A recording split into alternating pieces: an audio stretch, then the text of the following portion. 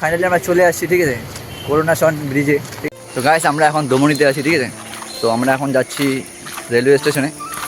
তো অনেকদিন হাঁটে হাঁটে আসলাম, তো টোটো পাচ্ছিলাম না, কী করবো, হাঁটিয়ে আসতে লাগবে। চলে আসছি আর একটু, তারপরে আমরা ট্রেনে উঠবো, যাবো সেবক।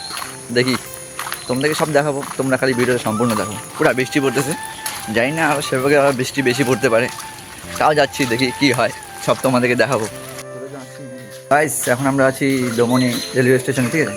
তো এখন আর টিকিট কাউন্টার তোমার বন্ধ আছে, দেখতে পাচ্ছ। তো ট্রেন আসার পর নাকি খুলবে শুনলাম, ঠিক আছে। তো দেখি কী করা যায়, সব তোমাদেরকে আপডেট দেবো, দেখি সব আপডেট তোমাদেরকে দিব, তোমরা চিন্তা করো না, কি বন্ধু।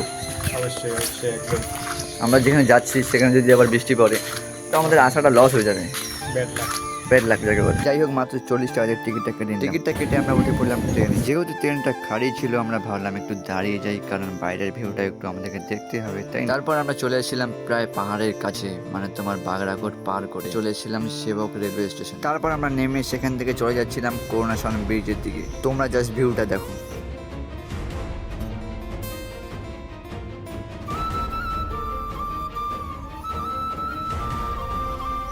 অনেকটা দূর আসার পর আমরা দেখতে পেলাম ঝর্ণা, আর ঝর্ণার মজা নেওয়ার জন্য আমরা প্রায় 1 বোতল জল ভরে নিচ্ছিলাম। তারপর জল ভরে সেটা আমরা খেয়ে দেখলাম খুবই ভালো।